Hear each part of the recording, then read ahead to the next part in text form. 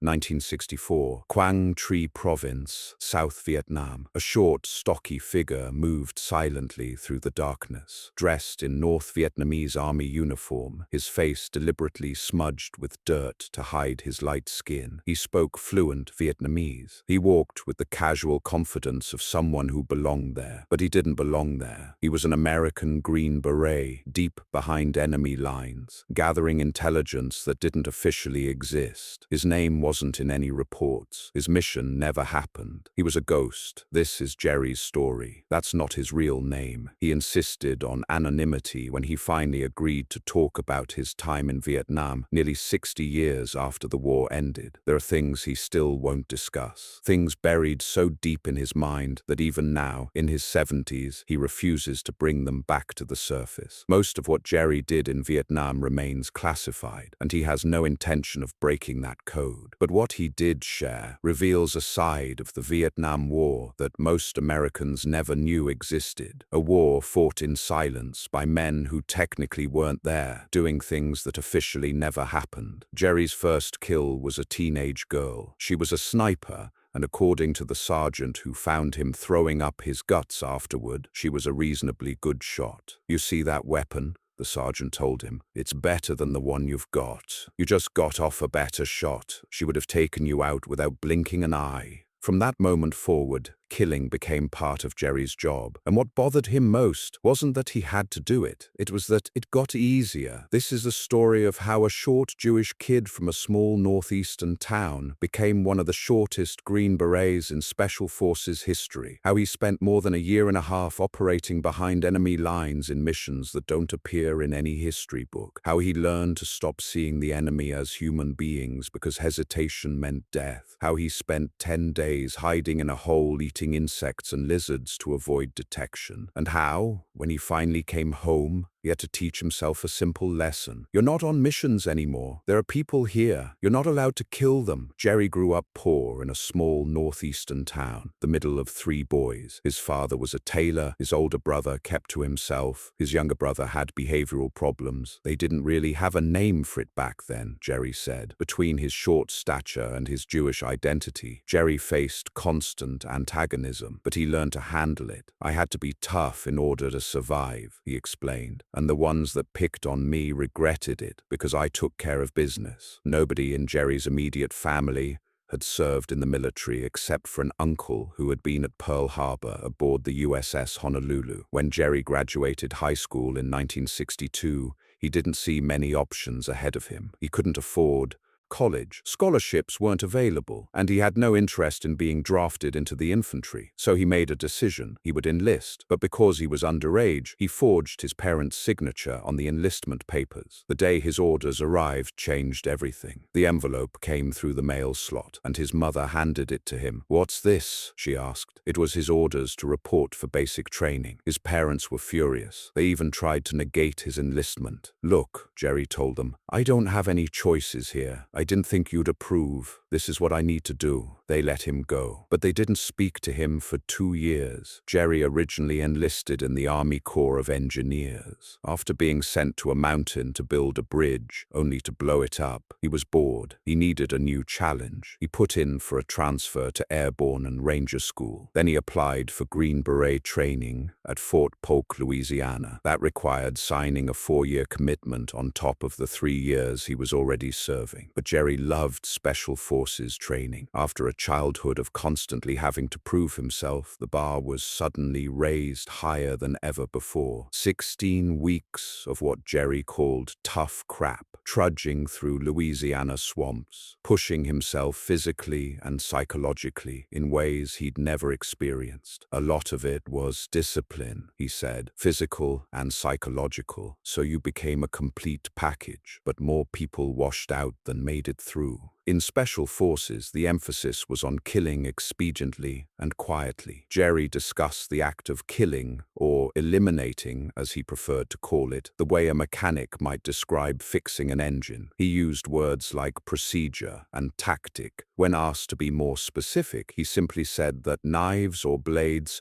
were adequate tools and that they usually needed to be quiet. His job wasn't just to end lives to accomplish his mission. He had to do it in a way that nobody noticed. "You can shoot at anybody," Jerry told me with a shrug. "The thing is, depending on the mission, you couldn't be shooting because you were outnumbered, always, and it was noisy." Because of his short stature, Jerry found he had to be twice as good as everyone around him. Again, that was something he was used to. "I was the shortest Green Beret, I swear," he said, laughing. But his small size made him ideal for getting into places bigger guys couldn't. It also made him easier to overlook in situations where he didn't want to be noticed. When he finished training, Jerry was assigned to a unit specializing in search and destroy operations. He was about to become a ghost. In early 1964, Jerry flew into Quang province in South Vietnam, right at the border with North Vietnam. At this point, the war had not yet heated up. The Gulf of Tonkin incident wouldn't happen until August. The massive troop deployments were still months away. Jerry's job had two components: train the South Vietnamese, who were not particularly interested in being trained, and gather as much intelligence as possible from enemy territory. His primary target was Dak To in the Con Tum province, 30 miles north of the border, deep in North Vietnamese territory. This was the area where enemy troops would train, move west toward the Ho Chi Minh Trail, and then harass or murder villagers. Jerry's job was to get in and out of that territory unnoticed and provide valuable intelligence to his superiors. His group consisted of 6 to 15 men, depending on the mission. They would either parachute in at night or be dropped off by helicopter closer to the target. Dak To had several rice paddies and plenty of jungle cover. Getting in wasn't the problem. It was getting out alive that required skill. "We were looking for data," Jerry explained. "Computers weren't invented yet, so there was only one way to get it. Get somebody in there, put eyes on, bring back material." They reported troop movements, supply lines, and the number of people in an area. The intelligence was collected by memory and then radioed in or sent up in reports. The information was used to bomb small airports, communications facilities, supply lines and bridges. "You can't get a truck across a bridge if the bridge isn't there," Jerry added. But the work wasn't always as simple as sneaking in and sneaking out. Despite their best efforts, Jerry's group was spotted regularly. This forced them to either engage or evade. When asked how often his group suffered casualties, Jerry's answer was chilling. "Virtually every mission, there was always trouble." Because of the nature and sensitivity of his work, Jerry and his team operated in complete secrecy. "We were ghosts," he said. "We were left alone. We did not exist. Our names were correct. Our ranks were correct. Our MOS, our military occupational specialties, were not correct. I was a clerk. On paper,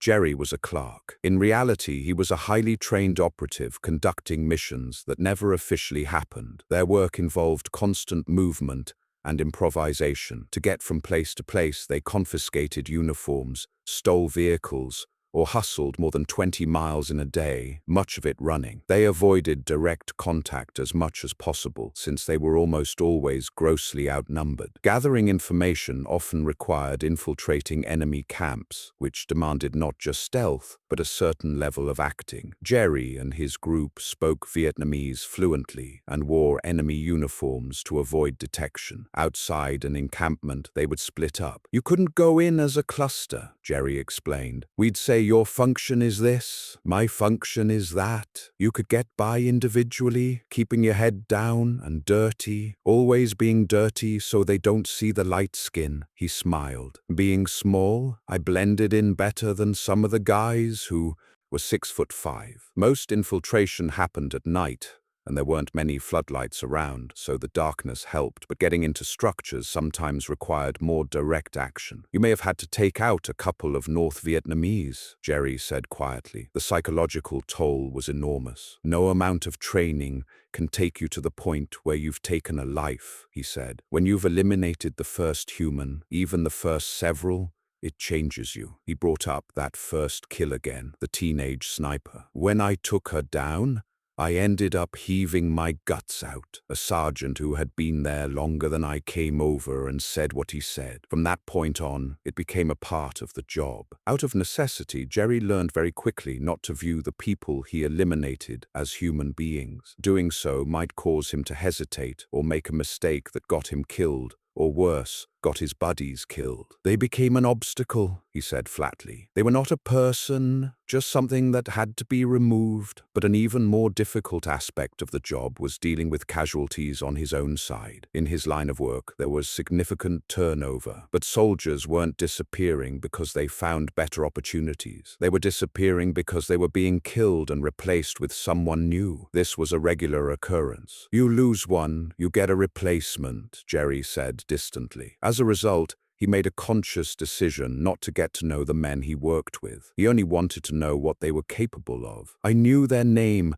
what training they had, Jerry said, but I didn't give a damn who they were personally. If he didn't get to know them, he reasoned, he wouldn't care as much when they died. His voice caught slightly as he shared the day he learned this terrible lesson. A friend of mine went through all of our training together, he said slowly. He was severely wounded in Nam, practically completely eviscerated, but still breathing. He begged me, don't let them take me. You've got to do something. And I did. I couldn't leave him there alive. Jerry had to mercy kill his friend to prevent him from being captured and tortured by the North Vietnamese. From that point on, Jerry made a vow he would never get close to anybody again. That's the primary reason why I had no military buddies, he said. Even today, Jerry has no contact with anyone he served with, no way of finding them, and no interest in doing so. Out in the field, missions would occasionally fail to be completed because information was no longer accurate. Troops were positioned where they shouldn't be. Bases were better guarded than expected, or the situation was simply too risky. At that point, it became a matter of deciding, do we go ahead and try it anyway? Do we back out and try again at a different time?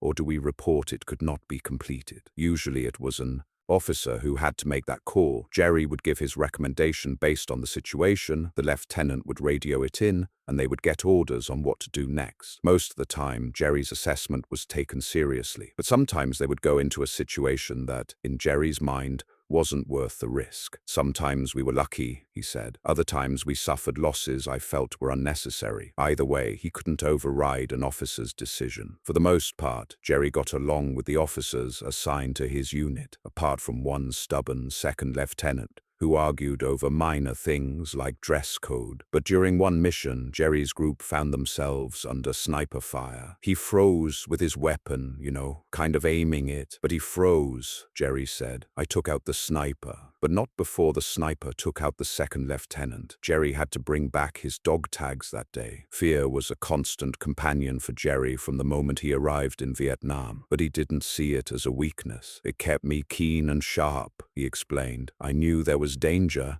and that danger converts to injury or death. I wasn't ready to die. The fear was a motivator. On one mission, as Jerry was infiltrating an encampment, he had to take cover in what he called a rabbit hole to avoid detection. He waited for the enemy to move on so he could escape. Minutes turned to hours, hours turned to days. Ultimately, Jerry waited 10 days in a hole not much bigger than a mid-size vehicle. Think about that for a moment. 10 days in a hole behind enemy lines, alone. During that time, he ate whatever happened to be crawling by. Insects, lizards, small mammals, all without the luxury of a cooking fire. He prayed for rain so he wouldn't have to drink his precious water reserve. He played mental games to keep from going insane. The weather sucks today, he'd tell himself, so I wouldn't want to be out in the rain anyway. One corner of the hole was designated as a latrine, and he hoped that the smell would keep enemy soldiers from investigating too closely. This was the psychological discipline he had developed during training being pushed to its absolute limit. Most people couldn't remain in a hole for 10 days without making a desperate, likely suicidal run for it. Eventually, the enemy camp moved on, and so did Jerry. He walked out as casually as he'd walked in and radioed his position. When he was picked up up and reunited with his group, they'd assumed he was dead. There were some hugs and pats on the back, but not too much. After all, the next operation would likely bring another set of challenges. But there were consequences to being so detached. At this point, killing had become routine. Jerry was used to it, maybe too used to it, and that bothered him a great deal. "You have to remember that they were people too," he said quietly. "They were doing their job." By that point,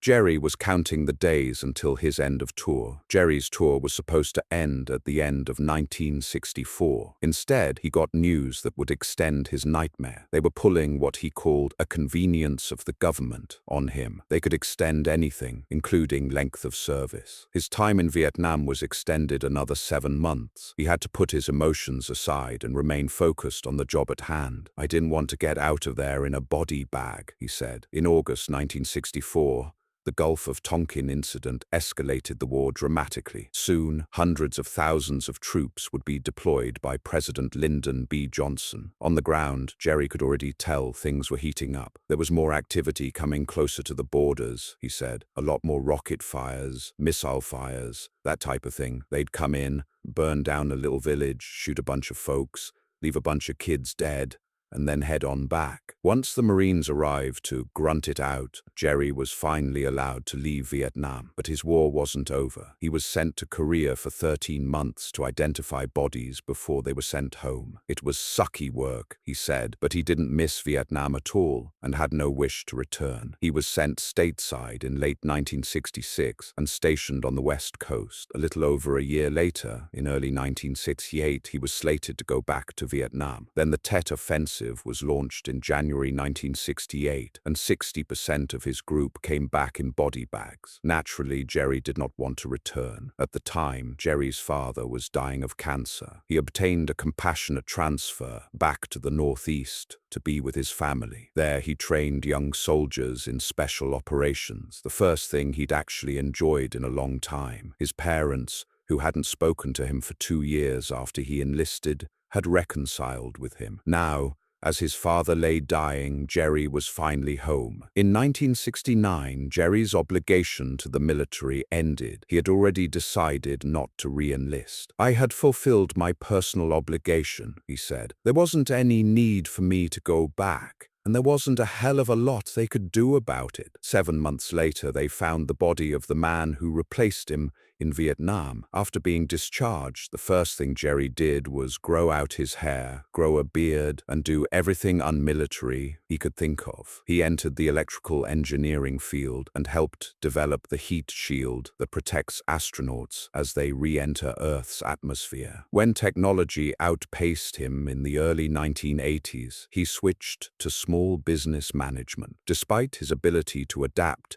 and learn new skills, Jerry found the transition to civilian life deeply challenging. He had to teach himself a fundamental lesson. Let's remember, you're not on missions anymore. There are people here. You're not allowed to kill them. He got in the habit of warning people he worked with. "I would tell people, don't ever sneak up on me because I can't guarantee your safety." Jerry met his wife at work in 1984, and they married in 1986. The union brought along a 12-year-old stepdaughter, whom Jerry loved as his own. He was building a new life, far from the jungles of Vietnam, far from the ghost he used to be. In the mid-1980s, 10 years after the war ended, Vietnam became a hot topic in popular culture. Bruce Springsteen wrote "Born in the USA," a song about a veteran lamenting his patriotism that ironically became a patriotic anthem. Books and movies about the conflict appeared everywhere. This was supposedly a time for healing, an opportunity to recognize veterans and give them the respect they'd been denied when they came home. Jerry wanted nothing to do with it. "When I got out of the military, I was done with the military, period," he said.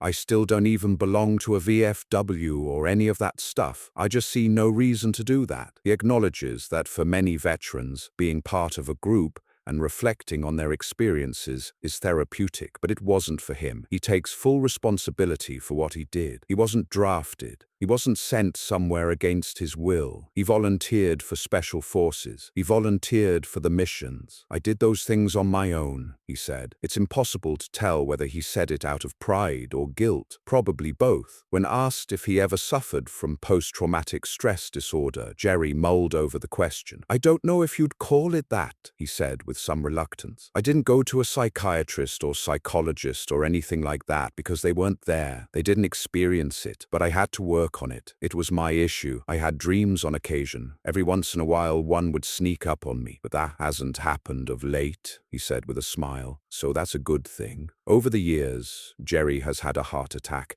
and 3 bouts with cancer, beginning in the early 1990s. His most recent battle was with a rare form of aggressive prostate cancer. After radiation and chemotherapy, the tumor shrank to minuscule proportions. Jerry was ecstatic. He still isn't ready to die. Not just yet. Jerry is in his 70s now. A short, stout man who usually wears a baseball cap. To look at him, you'd never know what he'd done. You'd never know about the teenage sniper, about the 10 days in a hole eating insects, about the friend he had to mercy kill, about the missions that never officially happened and the enemy soldiers who became obstacles instead of people. Jerry's story represents a piece of history that almost no one talks about. The secret war within the Vietnam War, the operations that don't appear in history books because they were classified, conducted by men who technically didn't exist, doing things that officially never happened. Most Vietnam War stories focus on the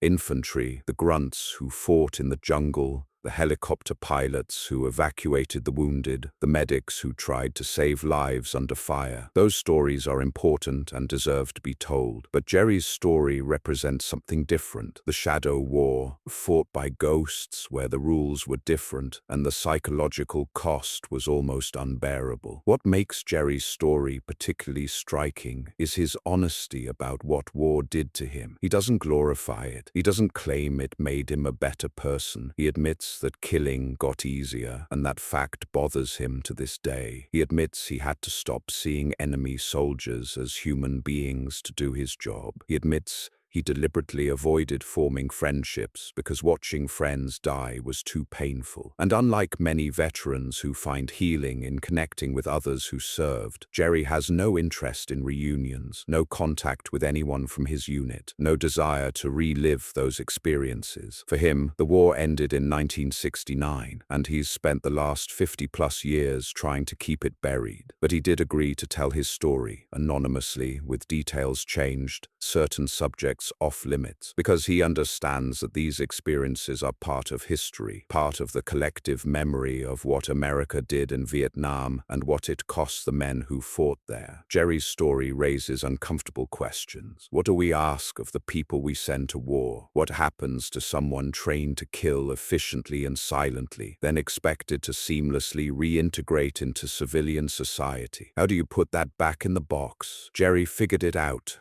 In his own way, he built a life, he found love, he contributed to society in meaningful ways, including helping develop technology that protects astronauts. He survived 3 bouts of cancer and a heart attack. He's still here, still not ready to die, but the ghosts are still there too. The memories of things done in darkness that can never be undone. The faces of people eliminated because they were obstacles. The friend who begged not to be left alive for the enemy. The 10 days in a hole. The teenager who was a good shot, but not quite good enough. Jerry was a ghost in Vietnam, a man who didn't officially exist, conducting operations that never officially happened. In some ways, he's still a ghost today, anonymous, unknown, his real name protected, his service unrecognized. No buddies to remember him, no reunions to attend, but his story matters, not because it's heroic in the traditional sense,